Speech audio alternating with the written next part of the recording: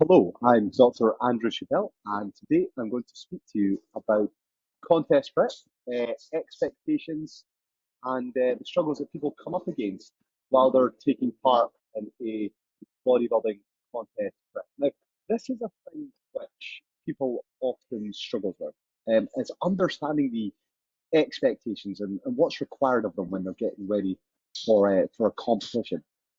First timers, they often underestimate how challenging it's going to be, and second year competitors, third year competitors, they're often much better purely because they know what's coming ahead of them. And this is such a difficult topic, or such a difficult thing getting ready for contest prep, and understanding the expectations. And this is why there are so many articles on ProPet's website devoted to this particular topic. So we've got this one here on athletes' reflections of their first season, which is well worth going and reading. This is what athletes have said about their contest preps, how they've got on over the course of the contest prep. There's this one here, which talks about the physiological consequences of contest prep and the psychological, all the different things that occur to the human body while you get ready for competition. You have very low body fat levels. And then there's other articles on my website purely devoted to mindset, largely around body fat loss goals and what's required of them. And like I said, because it's so challenging, that's why there's so much of the website is devoted to articles around this, and there are much more. With that in mind, I think it's about time I get on with doing the presentation now. Now you can see this image first and foremost here at the top of the screen, and you can see it's the geese flying away off in the distance, and that um, bird which is at the front of the V, that is always the one which is working the absolute hardest. And what happens is over time, that one at the front that drops back and becomes one of the ones at the back, and the one that was just behind that front one then becomes the next one, which is just in line. And all those birds which are sitting behind the birds in front, they're all benefiting from taking some of that wind resistance and are all working in the updraft of the previous bird from there.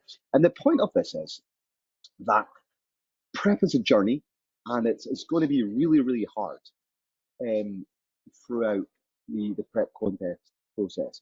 It's difficult to get body fat off yourself.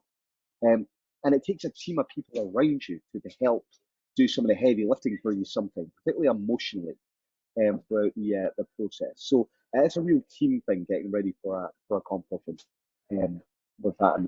Now, as I always say at the start of these presentations, if you find this useful, then please don't hesitate to get in touch with us here at ProFit Coaching. We very often, or rather, we are evidence-based practitioners. We always use the science to guide the process. We're very experienced, and to date, we've helped over 100 different athletes get to stage. So if you find this useful, then please go on and check out our website. Some of the things I'm going to talk about is what people say about prep, what are the physiological, psychological consequences, what's expected, are you ready to do it, and then managing yourself successfully. Are you ready to commit, and have you got the mindset? Okay, so as I said earlier on, the big problem in the puzzle is that people just don't appreciate how much is involved in terms of getting ready for a competition. They underestimate the daily time commitments, the duration of the diet, the effect it will have on their mind, their body, their hunger, how it affects their energy levels, the mental challenge, the effect on their relationships. And it's not until they've got to the goal, been on stage, that they really appreciate how challenging the prep is and how much sacrifice is involved. Without underestimating it, or rather trying to overdo it, I should say, it's a full-time job getting ready for a competition. It really is, on top of your other full-time job. That's the amount of hours you can be expecting to put into a prep. And if you were working two jobs, you can imagine how stressful that would be on your mind, on your body, and on your relationships to do this full time. The prep isn't easy. And you can pause this video and you can have a little look here, but these are 13 different responses from different athletes getting ready for a competition. These are a selection of questions which I put to the competitors. It's not all of the questions that I put to them, and these are just common themes that have popped up, yeah? And you can see that every single person more or less, or rather, the common theme is it's hard, it's really tough. It impacts your social life, it impacts the time you're going to have with friends, your family. Mentally, it's a major battle. It's really difficult. So do not underestimate it. And some of the big coaching points are you need to plan, stay in your lane, and listen to your coaches because it's very easy to get lost going from with all that outside influences in here. So pause this, have a little read, and better yet, go back and read that article that I was highlighting on the ProPrep page. Prep's hard for you physiologically. So again, I've got an article on this topic, but these are some of the things that you can expect to happen to your body. And because these things are happening to your body, you can expect to have a psychological impact on yourself. So there's cardiovascular adaptations. People get gastrointestinal issues. Females lose the menstrual cycle. Males and females, there's an effect on the sex drive. Your sleep gets affected. You end up having thermal regulation being affected. So you end up being cold all the time. People lose muscle mass, so they don't look their best. And their metabolism gets suppressed. And because their metabolism gets suppressed, they've got to diet even harder. You get increases in stress hormones. You get a reduction in testosterone, estrogen, thyroid. And because of all these things, very important we have a effective post-contest recovery strategy in place to manage people out of the process. So there's some major profound effects happen to the body physiologically when we get ready for it. You've got to be ready for it. In terms of other aspects, psychologically, sociologically, there are major effects of extreme fat loss and extreme fat loss diets, contest preps on people psychologically. People get tunnel vision. They get so focused on the one thing that everything else out of that circle they lose touch with. And there's a readjustment period has to take place post contest prep to get back to a sort of sense of normality. People get anxiety associated with all the physiological things going on. People don't look their best. People can get depressed. I mean, their testosterone levels are dropping, estrogen levels are dropping, their libido's dropping, they're losing their menstrual cycle.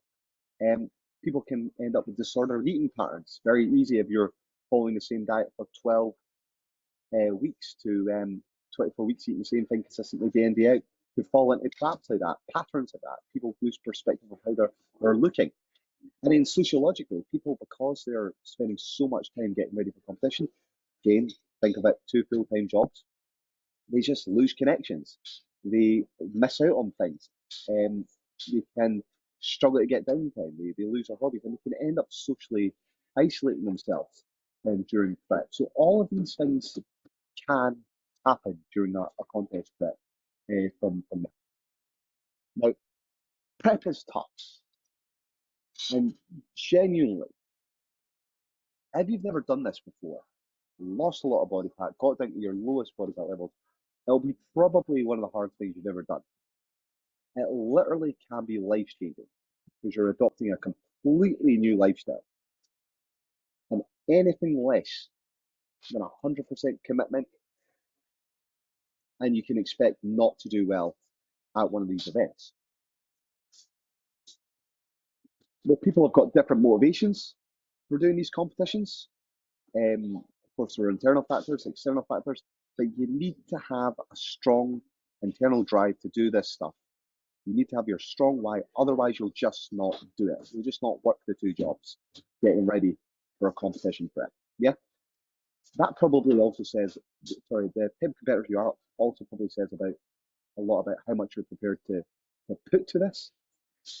But if you want to be one of the best competitors around, then you have to give it absolutely everything. Have to. Now, because you're going to be working two jobs, getting ready for a competition, because you're going to be spending so much time getting ready for these competitions, you need to make sure that you've got all your ducks in a row. So you need to be set up and ready to be in a position that you can do this. So you need to have a lot of resilience for how hard this is going to be. And stress. If you've got injuries, you're lacking the free time, you're unhealthy, you've got um, health conditions, you've not got a stable work life, you're doing shift work, you don't have understanding friends and family, you don't have the income to do this, you're going to struggle. You really are. If you want to be your best, you need to get your ducks in a row to be ready for that. And if you don't have all your ducks in a row, and you've not got a 16 to 32 week free schedule where you can commit to this, then you're going to struggle. And I've sat down with people before and I've asked them they've asked me about preps. They've told me that they're going on holiday, they've then got a stag do, they've got a wedding, um, they've got a work commitment, someone like that for a 16 to 32 week period. They're not going to manage to do a prep because they just won't have the consistency to follow a plan. Now, fat loss plan, that's different. But getting ready for bodybuilding contests, physique contests, probably not going to happen. Okay, so with all that in mind, in order to be competitive, I said this already, you need to be your best self. You have to be your best self. If you're not giving it 100%, then someone else is. There are people taking part in these competitions who have got the best physiques in their area, best physiques in their gym, the best physiques in their county, the best physiques in their country. And they're going into these competitions with tunnel vision, laser focus. This is their job, this is their dream, this is what they love doing. And if you've not got that same mental outlook, that same mental approach, that you're trying to be your absolute best and you're prepared to do absolutely everything, then all these other people, they'll just place ahead of you. You have to give it 100%. Otherwise, you'll just not be competitive. You don't want to be someone showing up on the day at the competition who loses out on a placing or potentially even looks out of place, like you don't belong on that stage. And that's one of the worst feelings you can be if you've not given it 100%, because the only person you've got to blame here really is yourself. Now, these competitions, they're won by such small margins, small margins. And the majority of the time, you're going into a contest, you're probably not always going to win. So my competitive record, I've done 31 contests, I've competed against some of the best competitors in the world. I've been competing for British titles, world titles, probably for the last 10 years. And my record is 31 shows, and you can see here from percentages, I've only ever won half my competitions. So the other half of the time, I wasn't winning competitions. I was either coming seconds or thirds. So you need to do everything you can be to be successful. And I'm putting in a lot of hours as a pro bodybuilder. I'm doing a lot of stuff.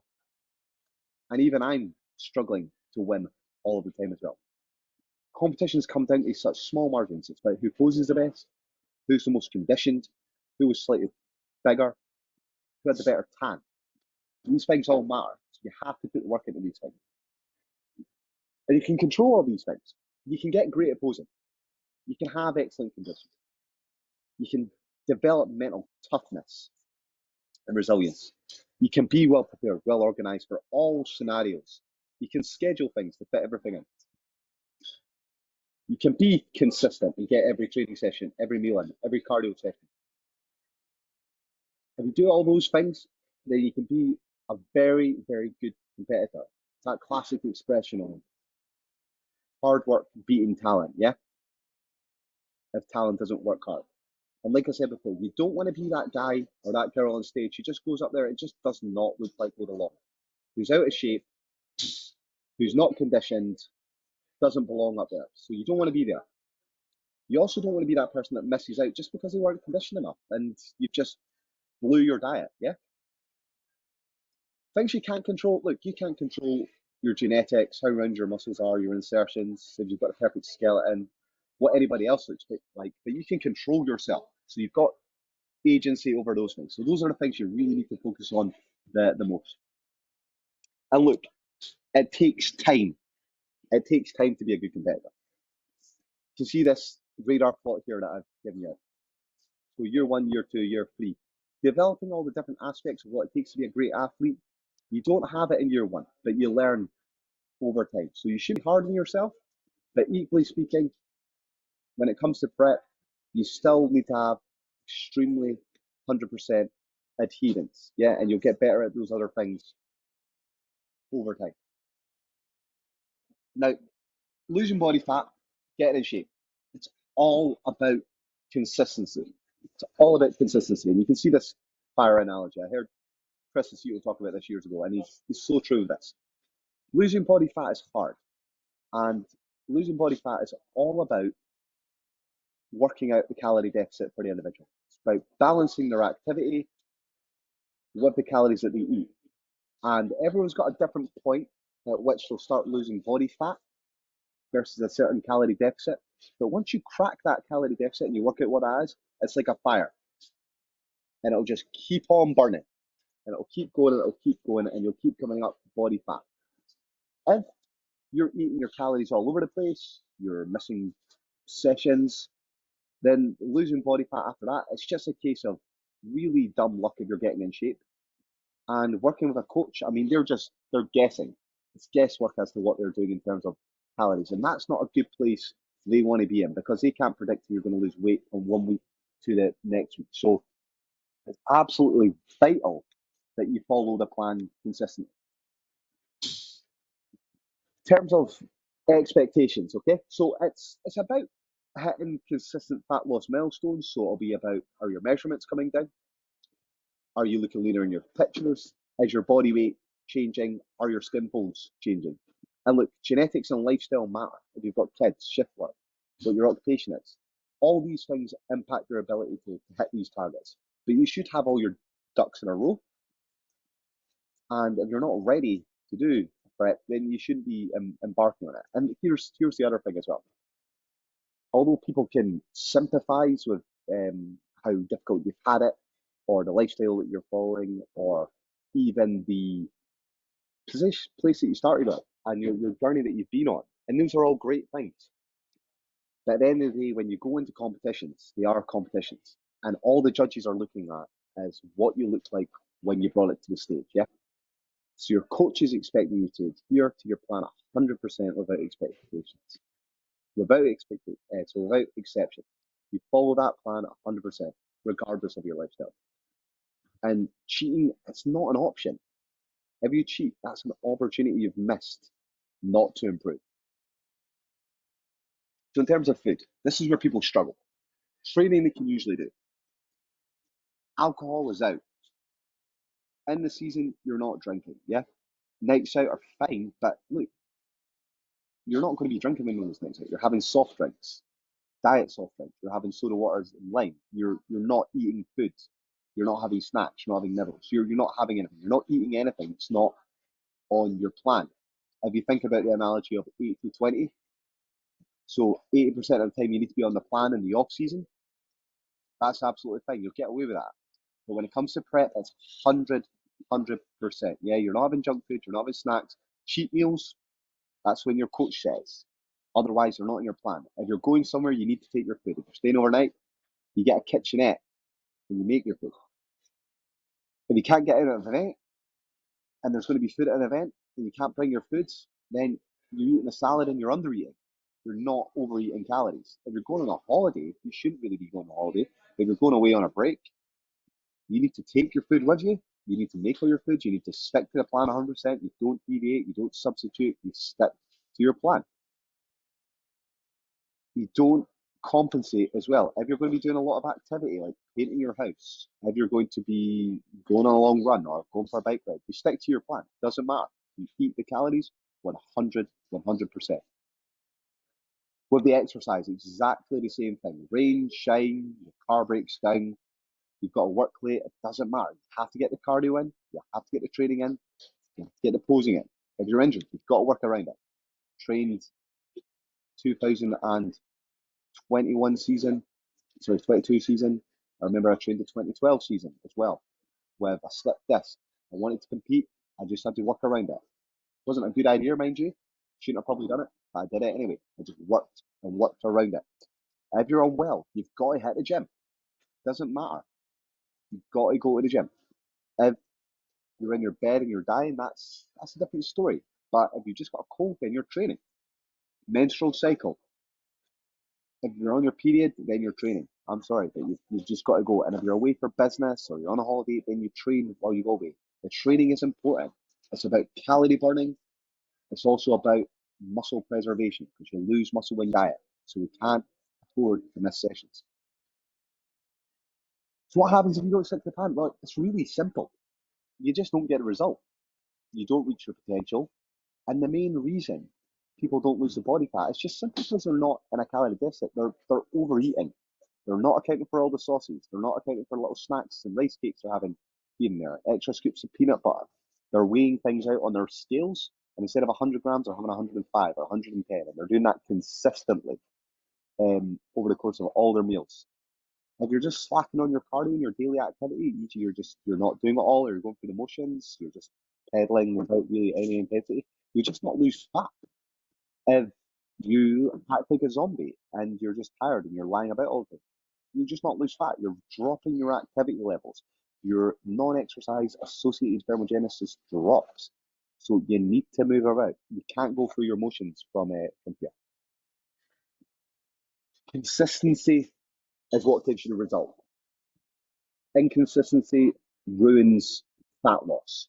Don't be a weekend warrior. So the two examples we've got here, you can see the graph on the left, you've got a calorie deficit in green, you've got your calorie surplus in pink, and if you spend periods of time going above that maintenance and eating excess calories, that will significantly slow down your fat loss, even if the average calories is still lower than maintenance. That will negatively affect you. Although sometimes people do all right with carb cycles. But if you're someone that's stubborn in terms of giving up body fat, this will not help you. The graphic on the right, you can see here, we've got a calorie deficit of 1,500 calories. If you just overeat, then you'll just simply be at the 2,000 calorie threshold. You'll not lose weight. You can't afford to be a weekend warrior. You can't afford to over snack. Your body works very well with the consistency. So what do people struggle with the most then? Okay, so in the background here, you can see the fear of missing out. Yeah, that's the thing that people often struggle with. It's missing out on social events. Yeah, the thing is, people are terrible for people pleasing. They really want to not let their friends down. But the thing is, your friends are going to be really happy to see you, and not everything has to revolve around eating and drinking. Not everything has to be around that. You can do other activities at the end of the day. So it's about speaking to your friends and saying, can we do this instead? Or being honest with them, saying, I'm going to really struggle with that. Or can we do something else? Or I'm going to bring my own food to this event. Is that okay? Things like that help. Other things that people struggle with is saying no to their friends. Again, it's the people pleasing. Very often, if someone offers you a piece of cake, you might take some out of politeness, and then they might badger you if you don't want it. And that's very often shining a light on their insecurities. But remember, you've got a goal. Your goal is greater than a single night out. Restaurants, bars, social events, you have a birthday every year. Those opportunities will still be there in a year's time, in a week's time, in a month's time. Your competition that you're preparing for, that is now. You have to focus on the immediate goal that lies in front of you, not what your friends might want to do you from there. There's plenty of opportunities to go out with your friends. If you're going to restaurants, you won't be. You can take your own food to restaurants. And if you are going, it's going to be grilled chicken and salad, yeah? Okay, two things that help. Things that we know from weight loss studies are that support networks are important. So if you have a partner who's doing the weight loss journey with you or is there to support you, or you do it as part of a support group like Weight Watchers Slimming World or a friends group, then you're more likely to lose weight, lose fat than if you do it yourself. Yeah. So your friend networks are important. Speaking to your coach is also important because very often we can find strategies and solutions to help you get to the goal.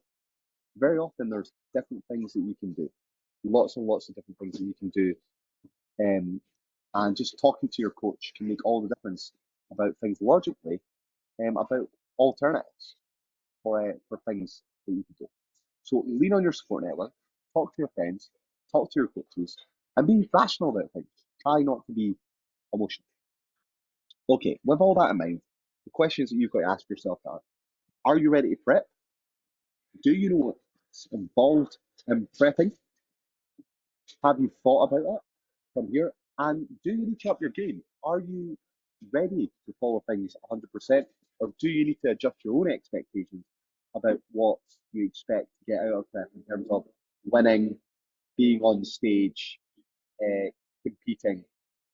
And are you ready at the end of the day? Okay, I'm Dr. Andrew Spell. Once again, if you found this interesting, then please be sure to get in touch with us. We'd love to hear from you, and please do visit our website, hit that sign up button, and thank you for your attention. Peace out.